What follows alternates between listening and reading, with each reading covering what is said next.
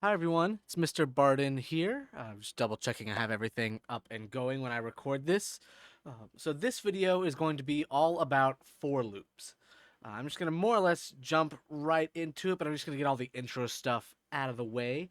So again, this is the kind of teacher's edition of the PDM materials for the course that I teach. So if you're not a teacher from the programming digital media course, or another similar coding based course, this may not be the best video for you to invest a bunch of time in.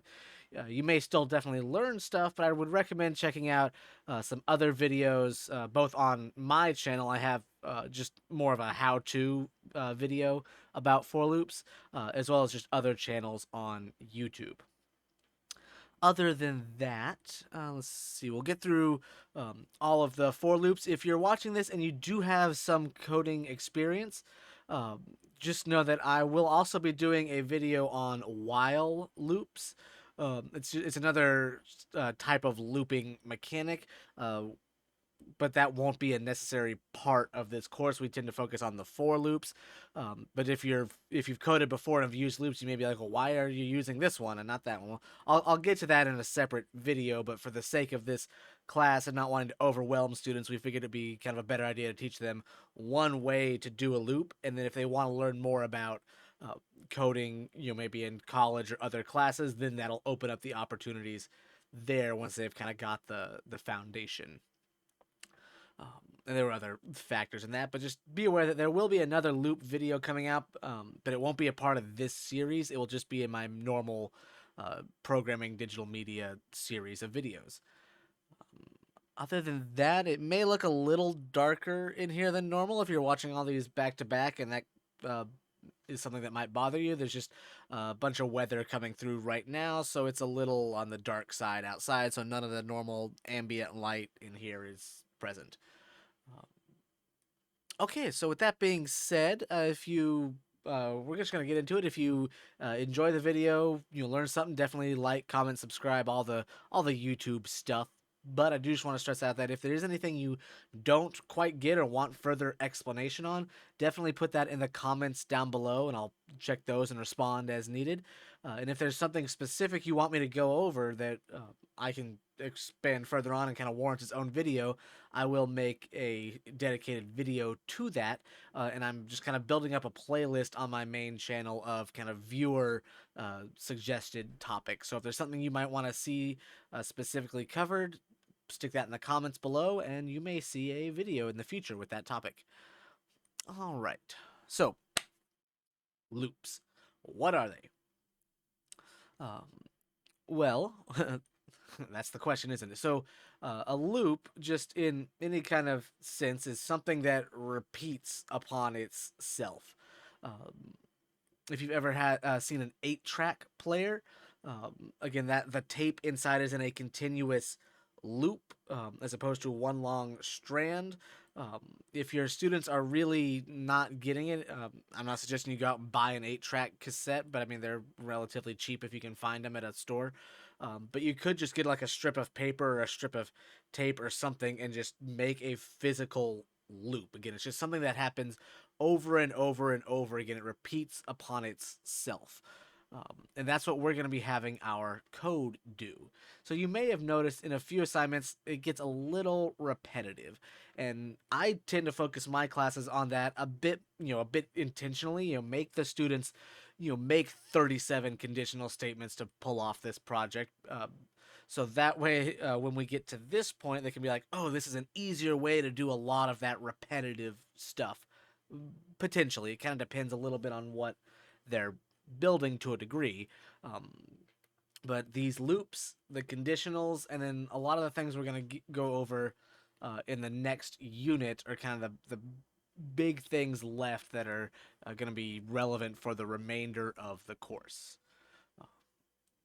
So let's just kind of look at these codes right here I have on the textbook to start with.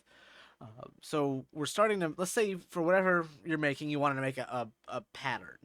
Okay. This will be the main way that we use for loops, but it is by far not the only way to use them. These are very powerful, very useful tools that can be used to do the same or similar things many times. So it depends exactly on what you need.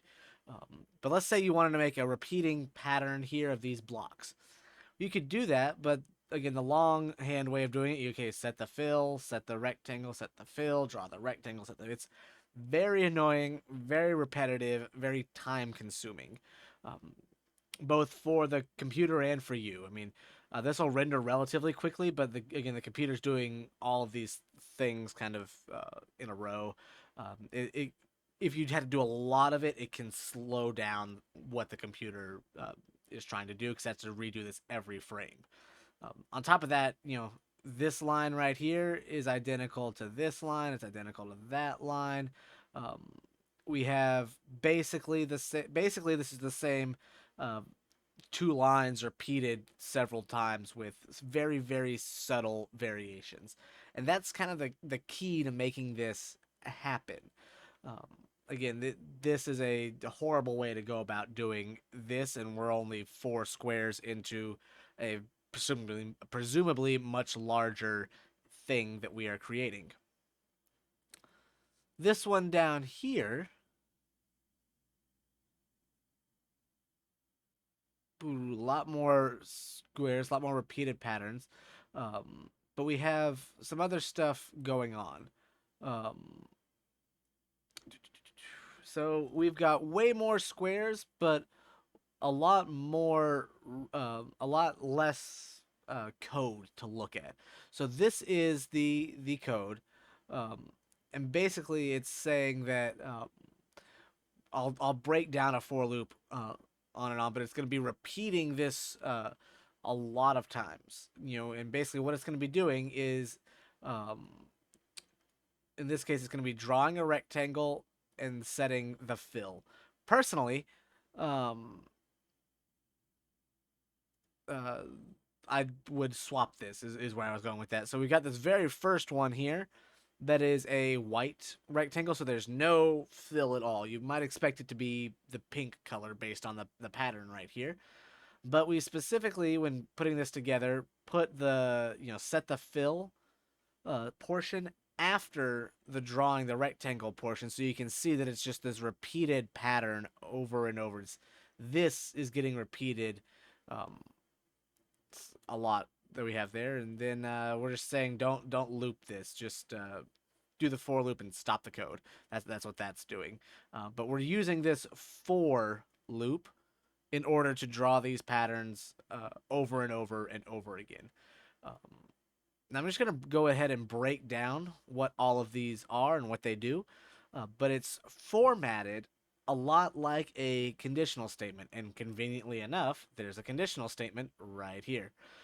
In the sense of you have your keyword here, your kind of identifier, the thing that's telling the computer what to do with this code.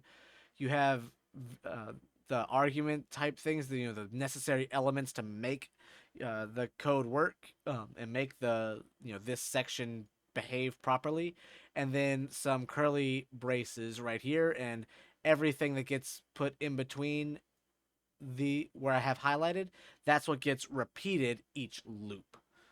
Okay, so those are the core elements, but let's kind of break it down bit by bit. So this here is what is happening in the computer's brain logically whenever we make and render a for loop.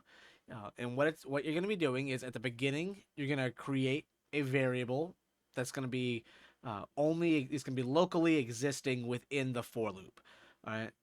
So you're going to make a variable and you're going to do a test. All right, you're going to do some kind of test, just like a conditional. If it's true, it's going to run the result, that code block in the braces I told you about. And then when it's done, it's going to update that variable. Um, and then it's going to run the test again and again. And this is where that loop comes of test, do something, change a variable, run the test again. And that's going to happen until the test finally is false, and then the loop stops, and we move on to our next thing. Some of you maybe have just heard that and maybe be like, "Oh, wait a minute, what happens?" In weird things. So if the test is always false, the loop never runs. The code is just gonna bloop, go to skip it, move on to the next thing. If the test is always true, never false, then the loop will run forever and it will block up your code and computer, and it'll be a bit of a problem. I'll talk about that a bit more when we start using the code loops, but just know that that is some stuff that your students can run into and probably will.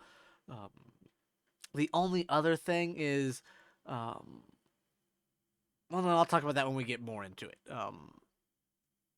So again, this is the way it looks on the code, and you say for, and then in your variables, you're gonna make a variable.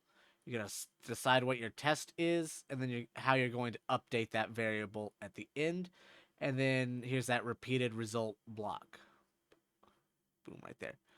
Um, all right, so here is an example. We're using the for right here, and we're going to draw these lines repeatedly. So what we're going to do, we're going to start by making a variable. That's shouldn't be anything new. Just let, um, generally speaking, with for loops, I is a very common variable to use for that. Now, before I said you don't want to give your variables nonsense names. You don't want a single letter. You don't want things starting with numbers. You don't want a bunch of key mashing or things that aren't related to your code. But because I is only used inside of the for loops, as soon as the for loop is done and we it stops and we move on to the next thing in our code, that variable no longer exists. So we don't really, because we aren't focusing on that variable in other places in the code and having to monitor and track it outside of this loop, um, we just usually just give it very short, easy to type names for this uh, aspect. And generally, I is the one that's picked because the index position of the loop or how many iterations it's done. I've heard different things, but I is just the commonly used for loop variable. Later on, when we start talking about nested loops, do I bring that up in this lesson? Actually, I do. J is another very common one for the nest. J is just the next letter of the alphabet, and so on. But technically, it can be whatever you want. I will almost always do mine with I. So again, we start off by making that, and then we're developing our test. So if you remember, we had if before, we had if, and then some kind of test in the parentheses right here. It's going to be pretty much the same thing. So in this case, it's going to be for as long as I, that variable we made, is less than 400. And what we're going to do is, in this case, we're going to take the current value of I and increase it by 8. Um, that's fine. A lot of times you may just increase it by 1, maybe multiple. It depends on how you're using your for loop. But yet we're changing the value of I at some point in our loop process. And that is very important here. So again, we made a variable. We've decided a test. And we're telling it how to update the variable at the end of each loop. Notice that unlike an argument in a function down here, these different things in the parentheses, they're separated by semicolons. And that's just because they're, 3 different distinct commands for the computer to follow rather than different values that get fed into an equation. So just be aware that these are separated by semicolons, not commas. The amount of times I've had to tell a student to put a semicolon there instead and their loop is all of a sudden perfect, if I had a nickel every time, I could retire. Okay, so that's kind of what goes into it right there. And then in the brackets, so in between here is what's going to happen. In this case, we're going to use the line function to draw a line. Um, it is important for what we are doing if the student wants to see this kind of repetitive pattern here that they have to utilize I in some way in their loop. And if you kind of think about it, it makes sense. Okay, we want a repeated pattern, so it's going to repeat. But if it repeated things exactly the same, it wouldn't be a pattern. It would just be a bunch of stuff drawn on top of each other, and it would look like one thing. But because we are changing I every time the loop happens, we're going to get slightly different things. So if we use it to affect a color, a position, a some other property value, things like that, you'll get these subtle changes in order to get these graphic responses with very minimal coding. Like this is being drawn just with the one line command, and we're just replacing the X position, so it's going to I, and then it's moving over 60 pixels for whatever I is, and then each line is now 8 pixels apart. So again, that's where we're kind of pulling that from. This is just a review of the little rational explainers for the tests. I'm not going to go over that, but again, anything you can do with a conditional, you can do with this middle portion right here. Okay. So the next portion of this has to do with just some more examples. So again, here's a for loop. Excuse me.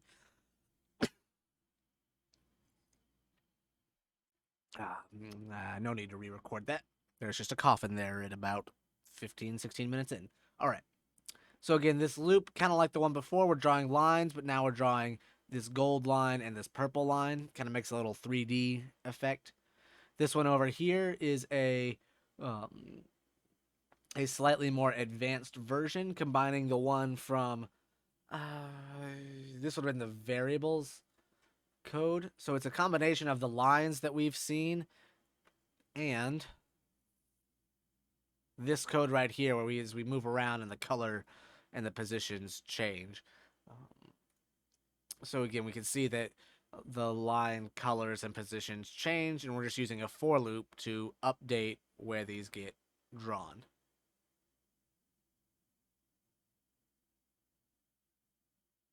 Ooh, okay, that's kind of fun to mess around with.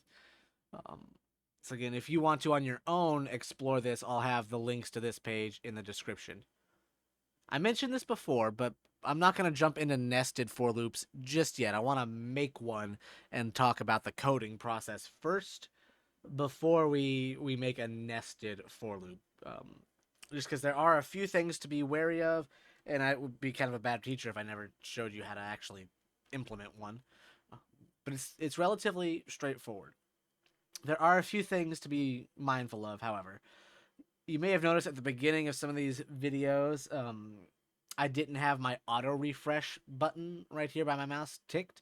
I'd usually leave that off, although when I make videos, if I remember, I turn it back on. But the reason I turn it off is because when you are making a for loop, there is a potential for the auto refresh to kick on while your for loop is not done yet. And that can be a problem because the computer can then get locked into this loop, over and over again. If you've got some mistake or it's not done or whatever, it gets locked in this loop. And when that happens, you have to close out your browser tab, potentially the whole browser, with all the tabs. Just depends on how stuck in the loop it is and what else is going on in the browser. But at the very least, you have to close out the browser tab. This and that's just all you can do because it's frozen up. It's never going to not be frozen. And when that happens, the student is going to lose whatever work that they've lost. So in my case, I made this sketch 34 minutes ago and didn't do anything. So, excuse me, all that rain is knocking the pollen out of the trees. But because that happens if my loop locked my code up and froze it, I would have lost 34 minutes of work. There is nothing you can do to fix this. I tell my students, sorry, that sucks to be you right now, but get back to it. I can't help. Like, there's just nothing you can do to help at that point. So I always tell them, if you're making a for loop, turn your auto refresh off. That is just basically a rule in my classroom. Because again, you can't help them, so get them used to kind of resolving that issue on their own, kind of preventing it. Other than that, let's go in and let's just make a loop. So again, on my draw function, I've turned off my auto refresh. Type in 4. It gets the parentheses and the braces, like so. Inside of the parentheses, this is where we start typing up a few things. So we let I be assigned 0. You don't have to use I, like I mentioned. You don't have to start it at 0. It depends on how you want to utilize your for loop. There's generally, when making these kind of patterns and things, two different ways to do it, and I'll show you those as we go. Uh, Semicolon, again, that's a command for the computer. And then we're going to make a test. So let's say I's is less than width. Cool. Okay. And then one more semicolon. Last time we'll say I plus plus. And again, the plus plus is a shorthand for just, it's the exact same thing as saying this. I gets assigned I plus 1, but that's a lot of typing when it adds up. So we just plus plus, that's a shorthand for that. So now, whatever we do, it'll repeat a ton of times. So let's say if I made an ellipse, I'm going to make this a red ellipse.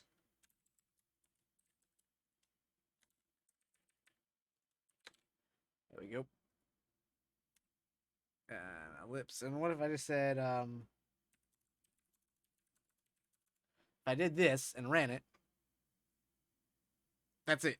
Like, it's going to look like the for loop isn't working, but it is. The reason for that is we're still drawing this, and let's see, width is 400 right now. So at the moment, we have 400 identical circles drawn right on top of each other. Again, if we wanted to see that, instead, we might need to say, basically, well, not we don't might we have to have I present inside of our loop. All right, if it's not, if you don't have that variable I, you're not going to see these changes happening in your loop. So now, if I run this, we got a bunch of these, but they're all one single pixel apart. Um, so it looks a little weird. So maybe I want to do I times 50. Rerun that. Boom. Now you can see that they're spreading apart. So they're spreading apart more and more and more. So again, the way that the code is taking this is on one iteration of the loop, I is equal to 0. Because 0 is less than width, which is 400, we're going to draw a circle at 0 times 50 is 0, 100, and everything else is 100.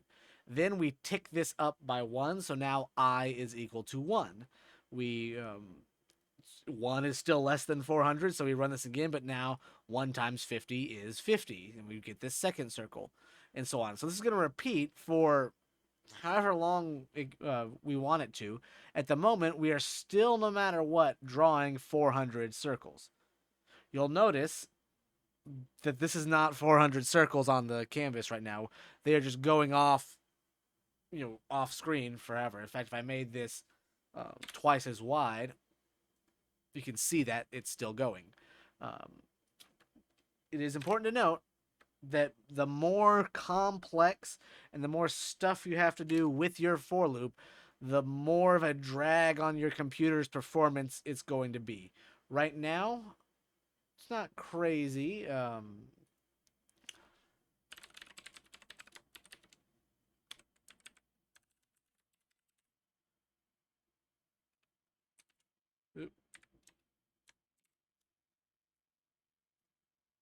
Yeah, I can do it like this. So again, I'm still vaguely somewhere around 60 FPS at the moment.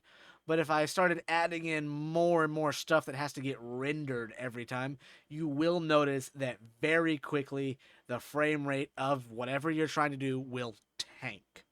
All right, so again, the more complex and crazy your for loop is, the more of a strain on the computer's resources. And if the computer isn't that great to start with, and the internet connection's bad, you may notice severe performance issues as you start to increase in the complexity of these. So, where I was getting with that is maybe instead of having width in this case, maybe we know for a fact we want 20 circles. You can run that, or we 1, 2, 3, 4, 5, 6, 7, 8, 9. This is 9. So, if we go here, ooh, that's the same. You may have wondered, well, wait, if there's 9 circles, why did I make that 10? Well, that's because, again, computers are very powerful but very stupid. So they're very literal. So we want to run this for as long as I is less than 10. Well, 9 is less than 10, but 10 is not less than 10. So we're not, like, we're stopping the loop as soon as I is equal to 10. To show that again, if I made this 9 and ran it, 2, 3, 5, 6.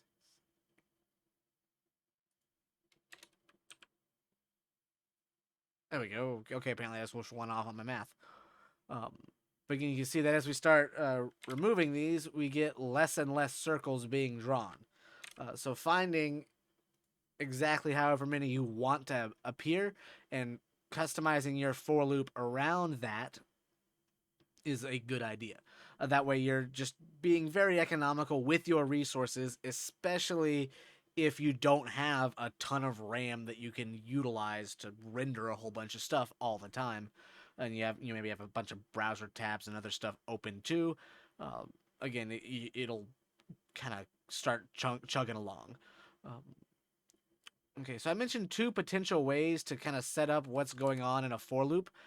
And I've got the first one right here. And this is how I generally use them. And that is um, you set your variable to 0, less than or greater than a thing, and you affect it by 1.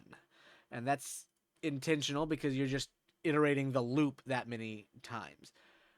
To get the variations in the pattern, you have to do math to change the value of I. That's going to be a given for both of these forms.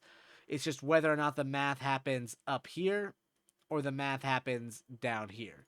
So in this case, I'm multiplying I times 50, and that is what is giving it here. If I wanted to, make it 100, and now yeah, just like that.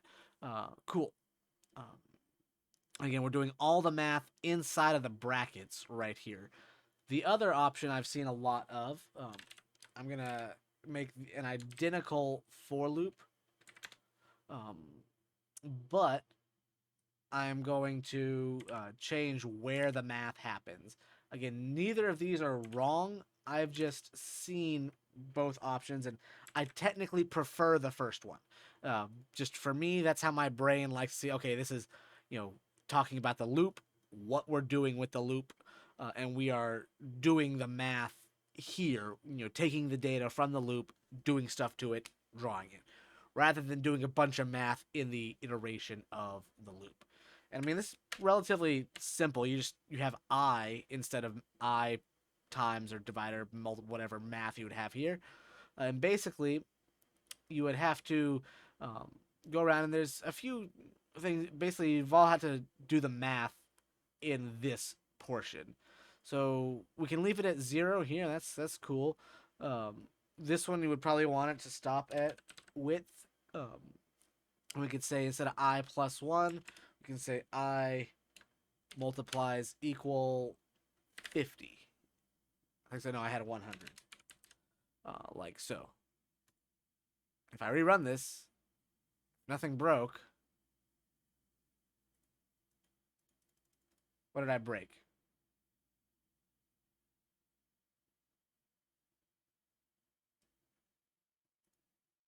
Oh, wait.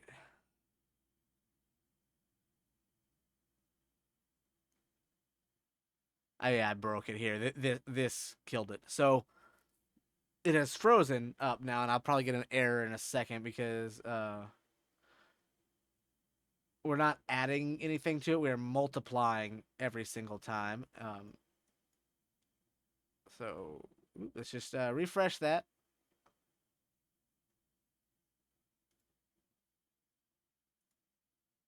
You can see what's on my home page.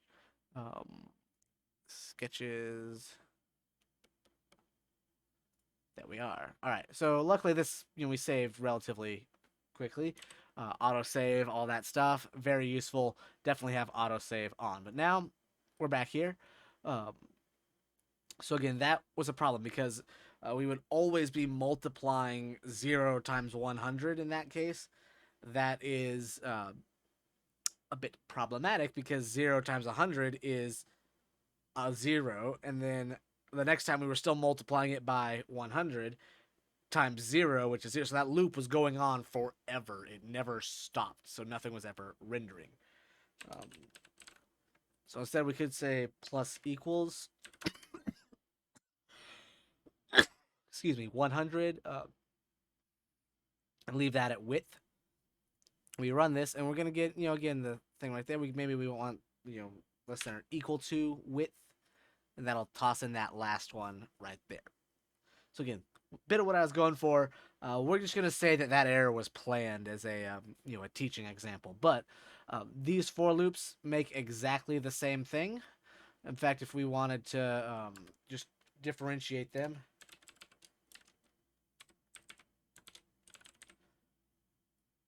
and then just uncomment it, and then we'll move this down a bit.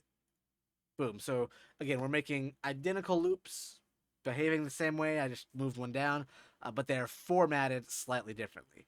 Again, I prefer this one on the top because it keeps the aspects of the loop, simple, small. We're just counting how many times we're looping. And then we're doing stuff in the loop itself rather than having to figure out a bunch of math about whatever it is I'm drawing in the loop as a structure. Because again, this might look nice, but I just think this is a lot more clear as for how we are using the loop materials. Um, so again, if you had to pick one to tell your students, I would go with the top one on this code. Okay, so that's the first portion. The next thing is more advanced loops. Um, and to work with that, I'm actually going to copy this. Or not copy this. I'm going to comment it out for now, at least. And I'm going to just copy this right here. And we're going to get a few options. So a few things here. So basically, we've got two for loops right here, and we are making, just like I did before, two rows. One's doing things vertically, one's doing things horizontally. But we just get these patterns over and over again. So this one's a row of pink rectangles. This one's a row of orange ones. Shouldn't be anything new. This is doing the thing where it's doing some of the math in the for loop itself. Now, again, nothing wrong with that. I just prefer the other way. But what if, hear me out, you wanted to have an entire pattern, that's encompassing essentially the entire canvas, or not, it depends on what you want, but basically a pattern that repeats in 2 dimensions instead of just the one.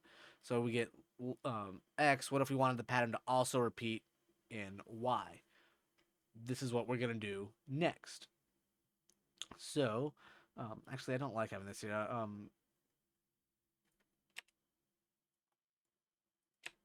I'll just look at the code we have here. So to do that, we are going to essentially nest is what it's called. We're going to put a for loop inside of another for loop. So I'll put kind of the syntax for that on the screen, and you can kind of see where we're going with this by the end of it. But here is what's happening. So I like to think of it kind of like a little robot or a tool to help you. So let's say you made a robot and you told your robot, "Hey, robot, draw me 35 squares on the screen." And the robot says, "Okay, cool." Um, and that's essentially what a for loop is doing. It does the task. It updates the list. It says, "Okay, now I got to do it again." Update it until it's done, and it says, "Okay, hey, I'm done," and then the code moves on. Um, in this situation, we could tell the robot, "Hey, robot, I want you to make me, you know, a grid, a lot more, an exponentially higher count more. So maybe instead of, you know, 10, we want to make 1,000 squares because that's just how the 10 rows of 10 square or 100 rows of 10 squares, that kind of thing." The robot says okay, but thinks that's a lot of work. So the robot makes another robot So the you know all let's just say Big Brother robot says, "Hey, little brother robot, go make me a row of 100 squares." Little brother robot says, "Okay," makes the squares. Reports back to the Big Brother robot. Big Brother robot says, "Okay, do it again," and so on. So, and we essentially get the loop that's running another loop, and it all eventually works back to us. Let's look at that though. So this same exact way of laying it out. So let me just uncomment all of that. We'll bring it here. So let me just uncomment or comment that one out, and let's turn this um, into a nested for loop. I just want to leave it in its original here, so we'll have that commented out. So uh, instead of having our ellipse here, you would type just in the brackets section of your for loop another for loop. It gets the same everything, but just be aware that again, this variable we make only exists in the loop.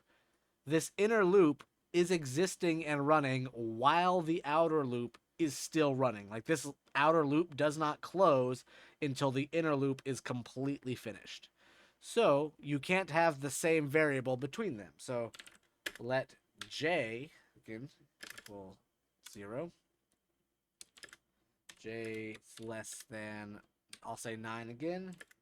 J plus plus, just like so. And now maybe we want to have, we'll use that in J times 100 instead. And I rerun this. Why did this break?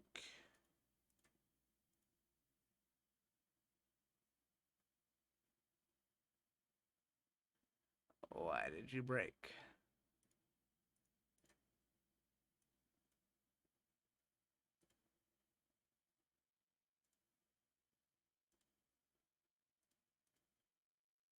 I honestly don't know why that one broke, so let's go back to it and figure that out, because that should have been fine.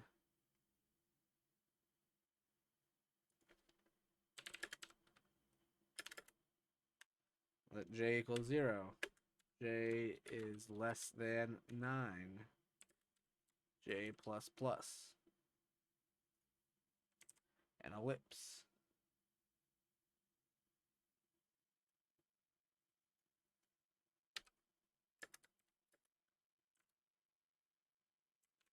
Save that and try it again. Okay, there we are. Again, as far as I'm aware, that's identical to what I have, except I you know, change that to 100. Save it again. All right, someone else who's looking at this in a spot where they can rewind it. Go see if you can tell a difference between this and what I had before it crashed. And if you do, put that in the comments down below, because I don't know what was causing that problem. But anyways, now I've got this repeated grid, and what's happening is again we've got this outer loop, and this outer loop is gonna run the inner loop, and it's gonna say, "Hey, inner loop, draw me these things." So it's gonna draw, this because I is the same. It's gonna be this whole row. So this loop, and then the second loop repeats. So J pops up here, draws this one, then draws this one, and so on as far as we go. In this case, it draws 9 of them. 1, 2, 3, 4, 5. We don't need that many, but I'm going to leave it at 9. And so on. And then it goes back, and then the outer loop's second loop starts, and it draws this one, and then this one, and then this one, and so on for as long as we need to do it. To illustrate that maybe a little bit more, I'm going to say console.log inside of my for loop, I comma j. I'm gonna get rid of the frame rate. Oh no, let's leave it there just in case. But I'm gonna rerun this. So now what you're gonna be seeing, if I stop it, just so it stops rendering space, is the same thing I just mentioned, but spelled out in numbers. That being that the outer loop, I, starts at 0, and then it tells the inner loop, J, to repeat itself 0 through, so we stop at 8 because 8 is less than 9. Um, and then the outer loop ticks up to 1, the inner loop repeats. The outer loop ticks up to 2, the inner loop repeats, and so on and so forth. So that is a very, very quick way to get an exponential output with just a simple, basically single line of code that the computer is doing, rather than having to manually type out 100 different circles, or um, was it 9 to the ninth power? It would be. I don't have that memorized. 9 to the ninth.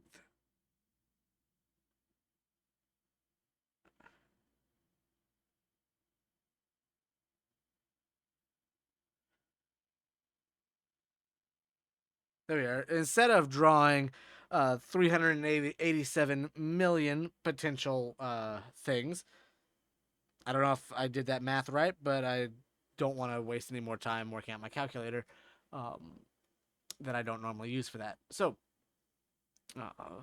that's one thing we can do right there. It's important that, again, you put whatever you want to have exponentially repeated is inside of the inner loop. So inside of these brackets, you will have these two brackets right next to each other, and anything that you put in between them will only happen with the outer for loop. It will not get the inner for loop because that stops right there. So just be aware of that. And that's most of that. Again, on this page here, we can see the exponential grid of squares. And I've also got another example here that explains what I just mentioned, but with maybe it's a little bit more clear. But there we go. You can kind of see how the inner loop repeat 0, 1, 2, 3, 4, 1, 0, 1, 2, 3, 4, 0, 1, 2, 3, 4. So we get an exponential repetition on the inner loop versus the outer loop. And you can technically have as many nestings as you want, but like I said, the more complex your for loops get, the more your computer is going to start chugging and just really struggling to get it out. And you're going to notice that it exponentially, will slow down. So having more than two, iffy. It depends on what you're doing, but I wouldn't recommend doing more than two for the context of this course. You might be able to get away with three if it made sense. Here's another graphic kind of illustrating that of, outer variable, outer test. If it's true, we do an entire other loop until it's false, and then that makes the whole thing start up again, and we make an entire other loop. It's a bit more complicated, but not as crazy as you might think. So there's that graphic right there.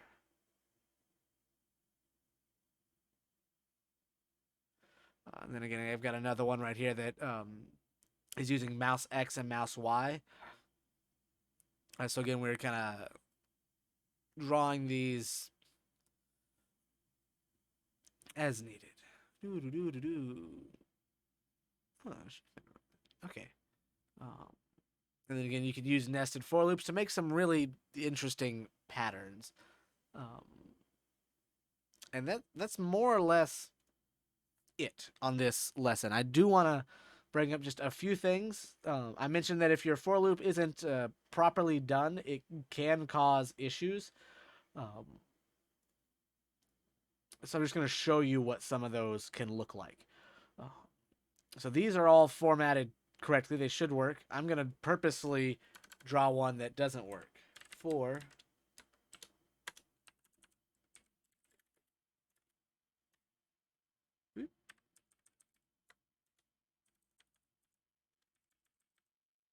need to let I exist. There we go. Can't type. Less.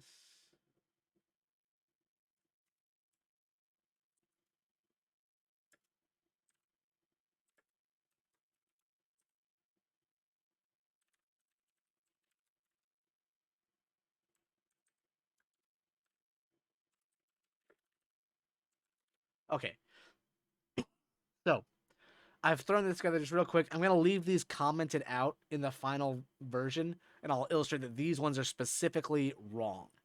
So in this particular instance, your loop will never start. And that is just because, well, if you break it down, I is going to be equal to 0. The test is I greater than 15? Because 0 is not greater than 15, the loop is just going to shut down and move on to the next thing. So we will never see this for the context of this loop.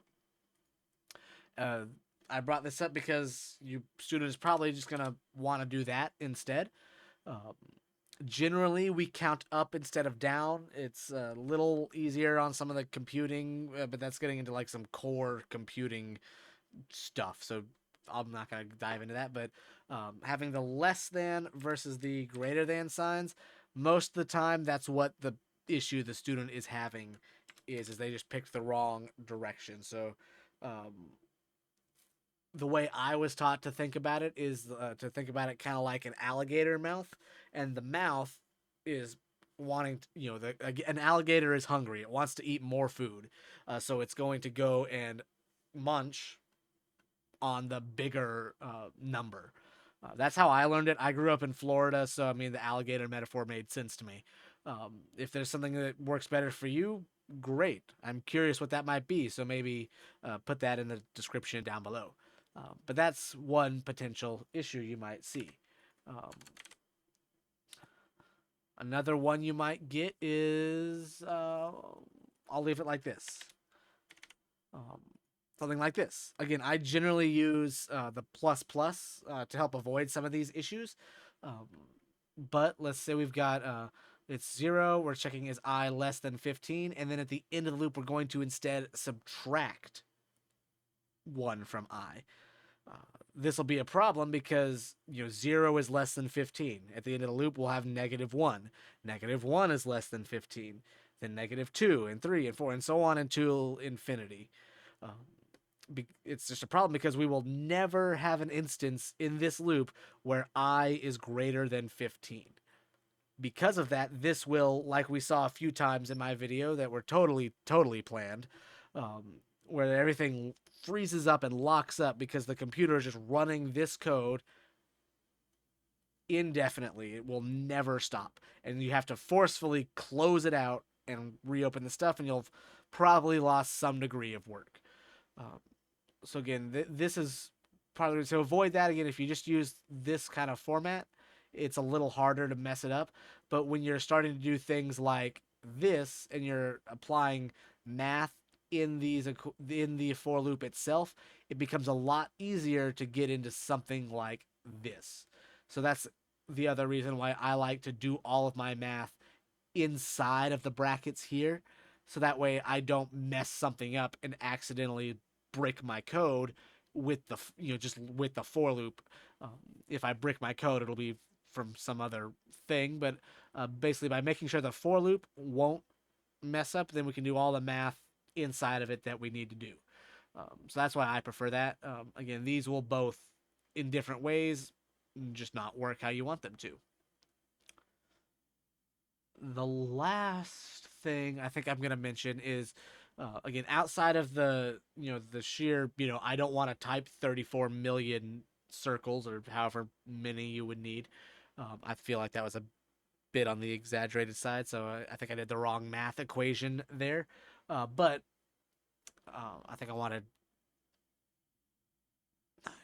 yeah, I did 9 exponential for some reason. That would just been 81 circle or whatever, 9 times 9, instead of 9 to the ninth power. But anyways, um, basically, instead of doing that, the computer is going to go at a steady clock speed.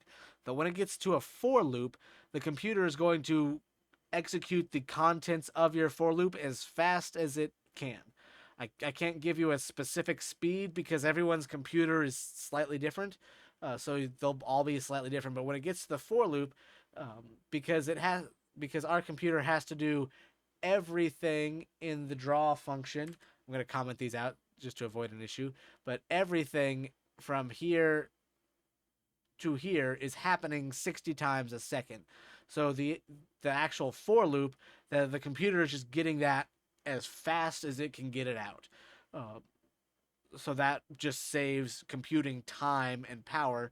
So again, we make all the stuff, it makes it, it gets rid of the memory, it's fast, we move on to more complex things. Um, so again, that is just another reason to utilize this. But you don't want to use a for loop for measuring clocks and times and stuff most of the time because again, it is happening as fast as the computer can pull it off reliably. So that's just one little side note that doesn't really come up that often in what my students do, but I just wanted to mention that again. The for loop, the computer is going to try to do it as fast as it can. We want to specify again. We need a variable here. We want to do something, run a test, and you then change that variable at the end. I realized I said that was the last thing, but I lied. Um, the very last thing, this is more of a teacher note than a about for loops note, is that we gear this to kind of imply that you need to have, you need to use these variables throughout the loop. You don't have to. Technically, you can make a variable. Your test can be unrelated to the variable. You could update some other, second variable. These don't have to all be related to the same thing here, and you don't have to use them. But for the context of this class and creating artistic things, for lack of a better word, um, you're more than likely going to want to have, um, these things repeated over and over again. But just to illustrate that, um, maybe I can do this.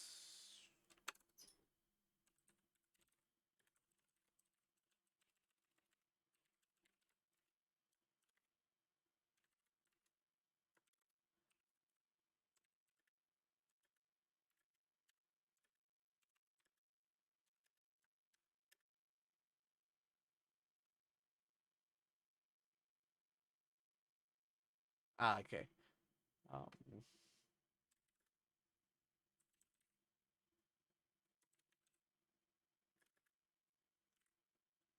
all right. So I'm going to make an array that is going to be used to hold mouse positions. Um, like so, I less than dot length.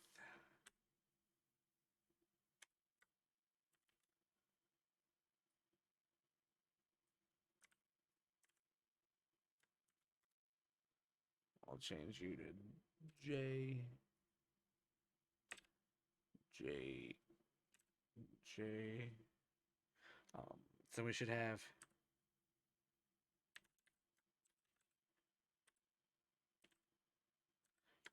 push.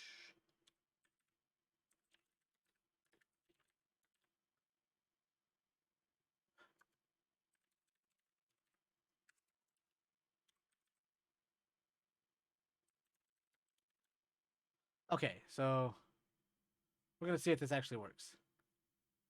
Okay, so I've got this right here, and basically, uh, as we go along, you'll notice it's behaving a little bit more chuggy because it's doing all these things. But as I click the mouse, I should start to see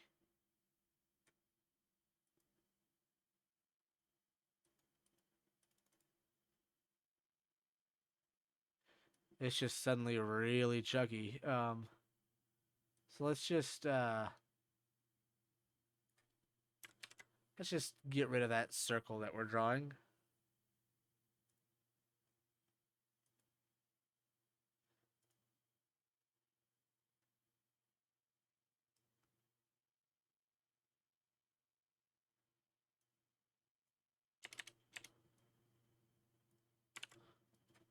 Hmm.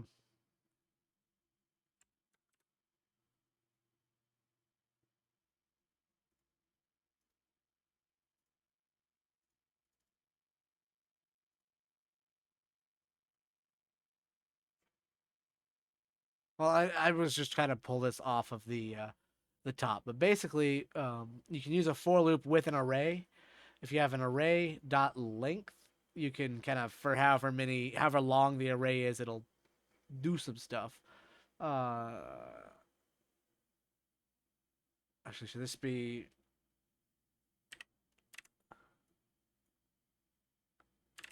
Would this fix it? Well, that did not fix it. I'm gonna leave it there, and I'll make sure everything is kind of up to date. Um, there we go. But something didn't work. Again, for loops, as you can see, can be a little tricky until you get them uh, worked out. Um,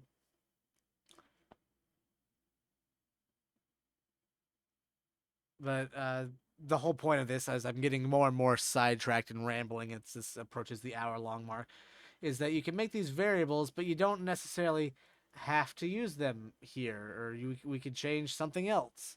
Other than these variables, they don't. It doesn't all have to be related, and that is something that I'll bring up to my students only as it's relevant.